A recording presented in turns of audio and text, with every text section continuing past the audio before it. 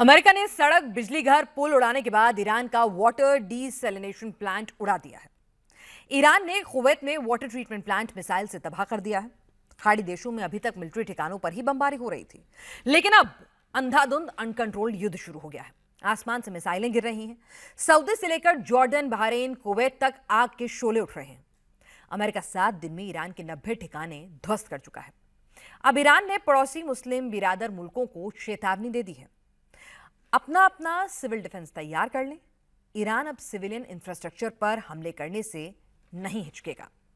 खाड़ी का महायुद्ध अब सबसे विध्वंसक फेज में एंटर कर चुका है। अमेरिका ग्राउंड ऑपरेशन की तैयारी कर रहा है। ईरान ने बहरीन और कुवैत में फौज भेजकर कब्जा करने की धमकी भी दे दी है। खाड़ी का महायुद्ध अब सबसे खतरनाक मोड़ पर आ गया है। एक चिंगारी बहुत बड़ी तबाही ला सकती है।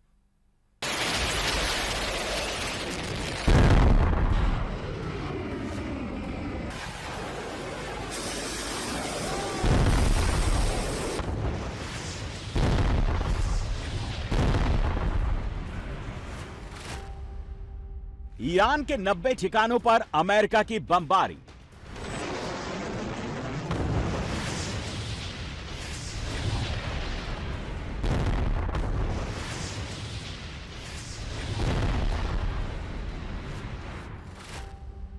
खाड़ी के 7 देशों में ईरान ने बारूद बरसाई।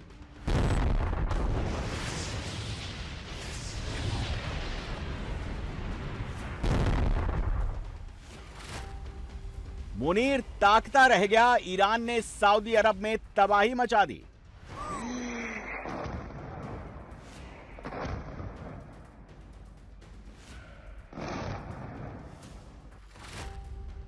ईरान ने जॉर्डन में मिसाइल की बारिश कर दी।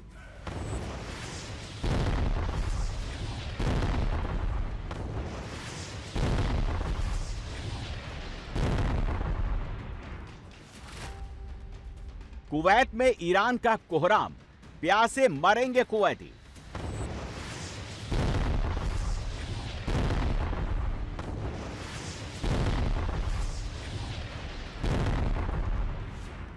खाड़ी के देशों में कयामत की रातें हैं। शाम ढलते ही मिसाइल हमले शुरू हो जाते हैं।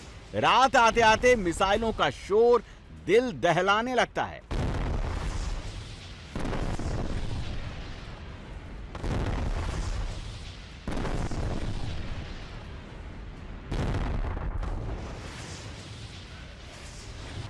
अमेरिका समंदर और आसमान से ईरान में तबाही मचाना शुरू कर देता है।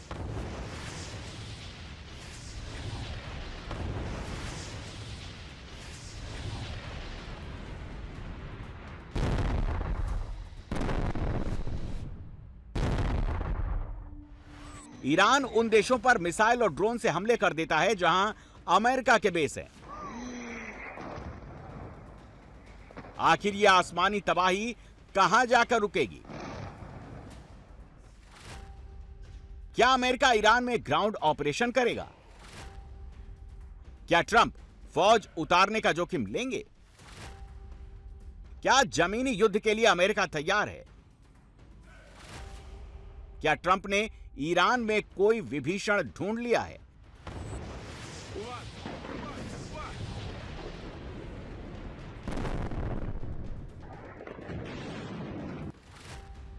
ग्राउंड ऑपरेशन हुआ तो ईरान क्या करेगा? क्या कुवैत और बहरीन में ईरान घुस जाएगा?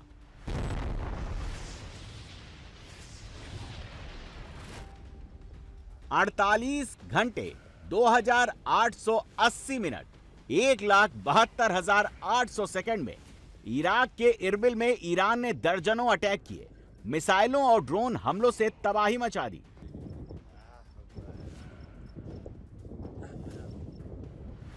ईरान इराक बॉर्डर पर एक पूरा पहाड़ आग का गोला बना हुआ है। ईरान दनादन मिसाइलें दाग रहा है, ड्रोन हमले कर रहा है। आग जरा सी ठंडी पड़ती है, ईरान दोबारा हमले शुरू कर देता है।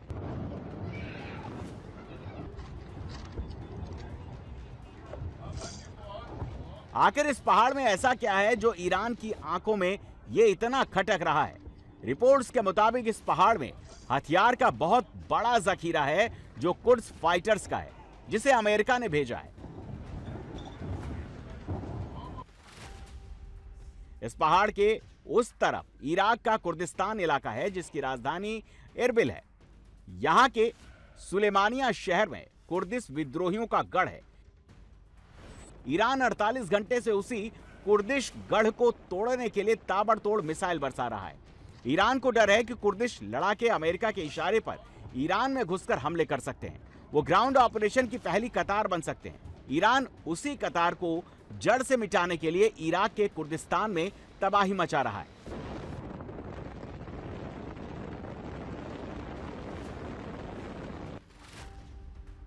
अब सवाल है, ईरान में अब तक किसी ने ग्राउंड ऑपरेशन की जुर्रत क्यों नहीं की?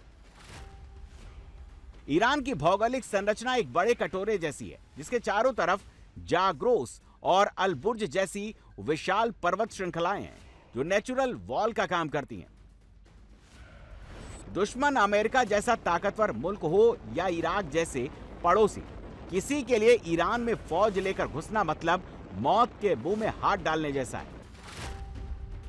ईरान के चारों तरफ बनी पहाड़ियों की प्राकृतिक दीवार को फांदकर अंदर घुसने के लिए सकरे पहाड़ी दर्रों से जाना पड़ता है जिनके बीच बीच में गहरी खाइयां हैं।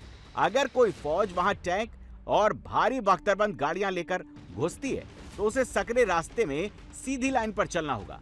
पहाड़ों में छुपी बैठी IRGC उन्हें भून कर रख देगी। ग्राउंड फोर्स जब दुश्मन मुल्क में घुसती है तो एयरफोर्स उसे आसमान से सुरक्षा देती है। ईरान में जगह जगह गहरी खाइयां और दर्रों की वजह से हवाई हमले कर फौज के लिए रास्ता सेव करना बहुत मुश्किल है।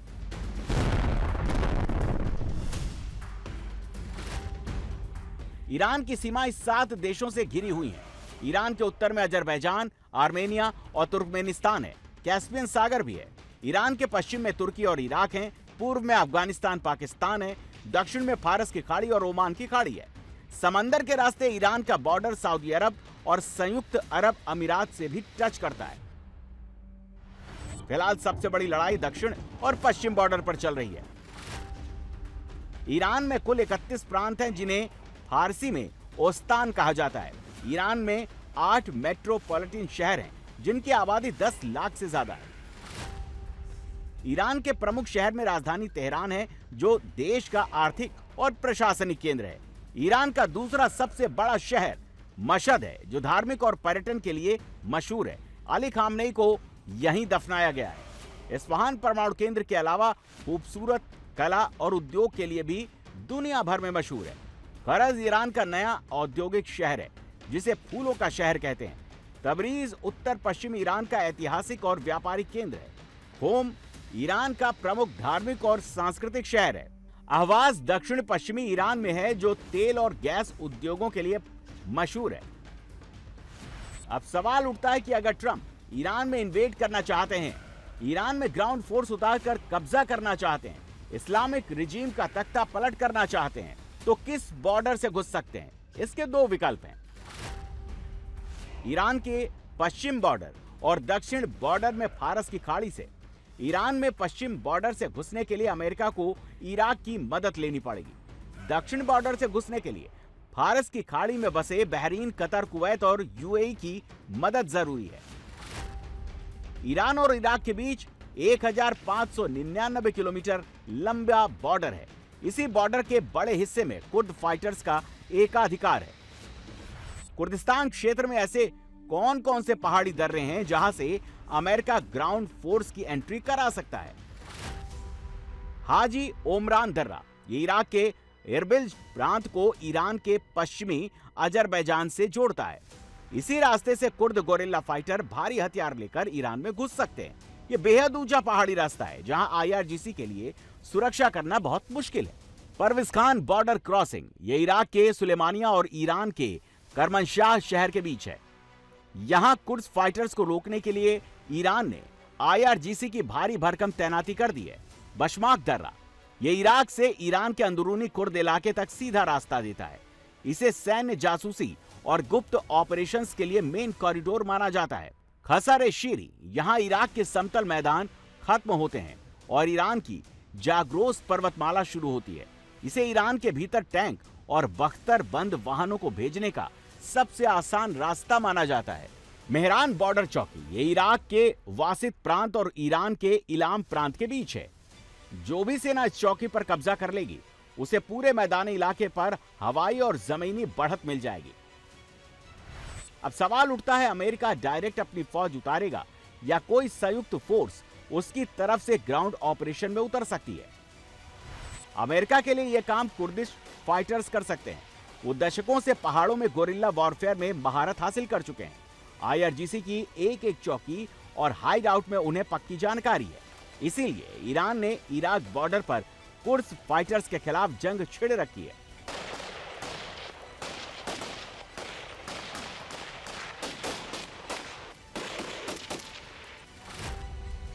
ईरान में कुर्दों की आबादी 80 लाख से 1 करोड़ 20 लाख के बीच है।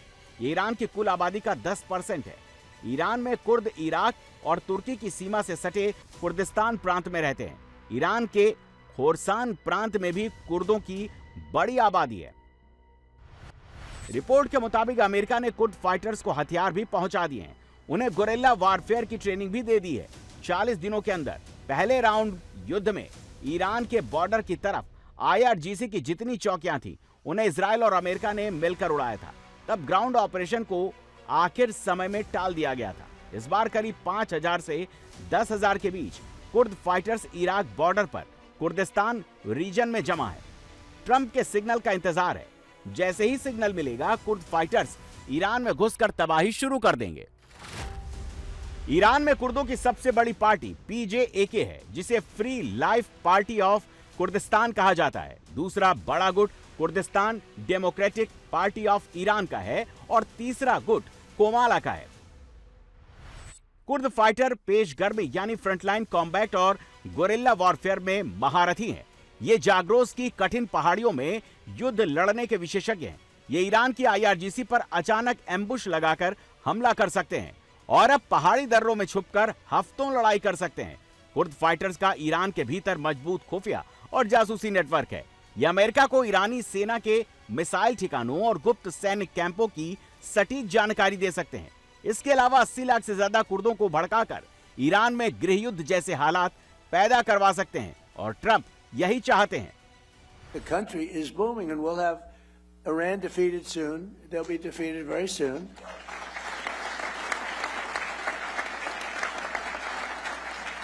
And then I guess it'll be even better. But you know, even during this, it's been amazing. I mean, to think. So I call it a military operation, but call it whatever you want. It's incredible.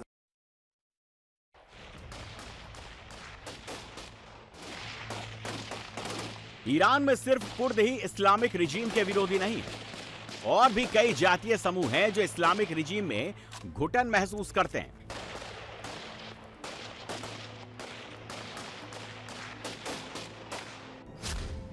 इनमें बलूच, जिनकी आबादी 15 लाख से 48 लाख के बीच है, देश की कुल आबादी का 3% है।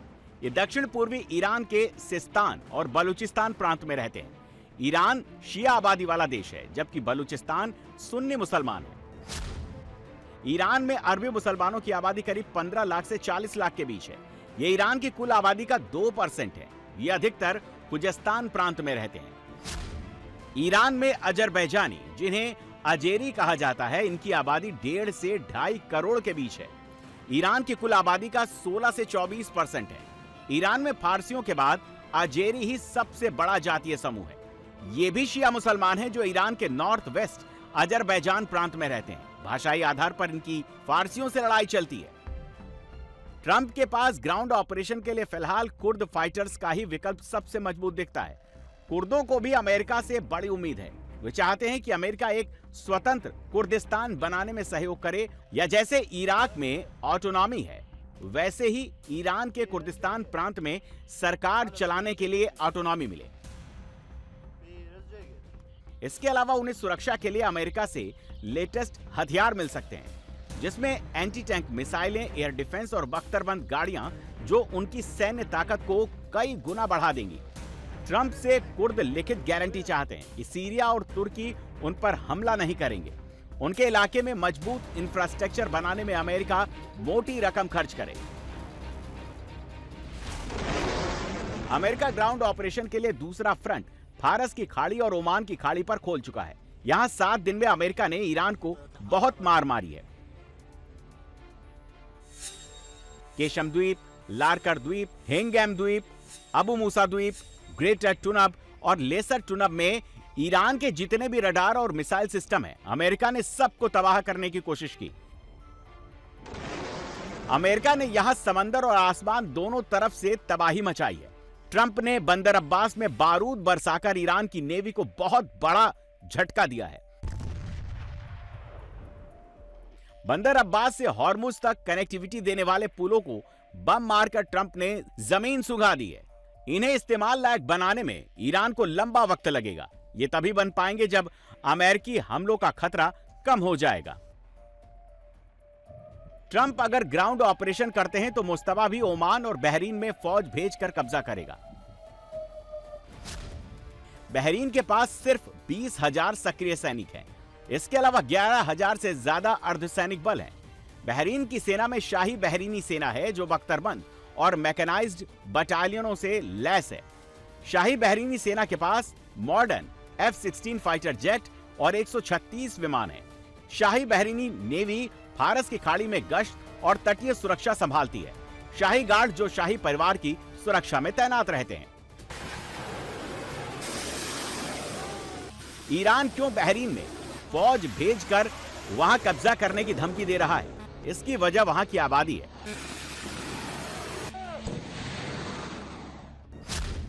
बहरीन में शिया आबादी 60 से 65% है। सुन्नी आबादी 35 से 40% है, जबकि सत्ता सुन्नी शासकों के हाथ में है।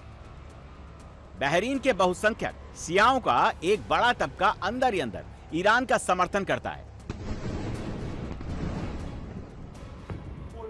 बहरीन अपनी सुरक्षा के लिए अमेरिका पर डिपेंड है। ईरान वहां लगातार अमेरिका की 5th फ्लीट पर बड़े मिसाइल हमले कर रहा है। कुवैत फारस की खाड़ी में ईरान के ठीक सामने है। यहां की मूल आबादी सिर्फ 15 लाख है, जिसमें 70% सुन्नी और 30% शिया हैं। यहां 60 से 70% प्रवासी आबादी तेल, गैस फील्ड और बैंकों में काम करती है। कुवैत के पास करीब 78,000 सैनिक हैं। इनमें 367 बैटल टैंक हैं, 2500 से ज्यादा बख्तरबंद गाड़ियां हैं। कुवैत की थल सेना में कई मैकेनाइज्ड और आर्म्ड ब्रिगेड है। वायुसेना के पास 131 विमान हैं, जिनमें F-18 सुपर हॉर्नेट और यूरोफाइटर टाइफून भी हैं। एयर डिफेंस में अमेरिका का पैट्रियट सिस्टम है।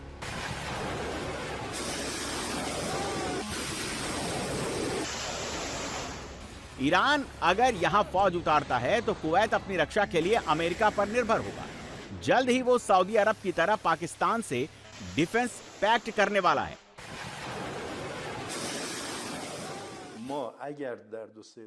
अगर अमेरिका के हमले 2-3 दिन और जारी रहे तो हम पूरी तरह से आक्रामक और विनाशकारी हमलों के दौर में दाखिल हो जाएंगे।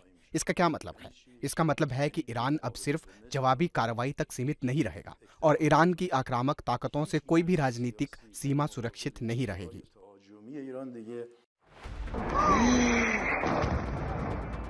सऊदी अरब का भी पाकिस्तान के साथ डिफेंस पैक्ट है। ईरान ने फिर भी सऊदी अरब को नहीं बख्शा। सऊदी अरब के प्रिंस सुल्तान एयरबेस पर ईरान ने बैलिस्टिक मिसाइलों से तबाही मचा दी।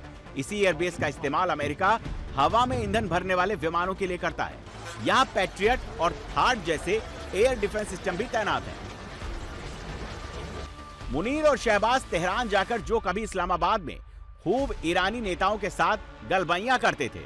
मुनीर ने तो डिफेंस पैक्ट का हवाला देकर ईरान से मिन्नत की थी कि वो सऊदी अरब पर हमला नहीं करे। ईरान ने मुनीर की एक नहीं सुनी, दनादन मिसाइल दागनी शुरू कर दी। अब मुनीर की गर्दन फंस गई है। ईरान के हमलों पर अगर वो काउंटर अटैक नहीं करता तो सऊदी अरब नाराज होकर डिफेंस पैक्ट तोड़ देगा। अगर काउंटर अटैक करता है तो ईरान बलूचों को भड़काकर पाकिस्तान के टुकड़े टुकड़े कर देगा। दलाली के मास्टर मुनीर अब बुरी तरह फंस गया है।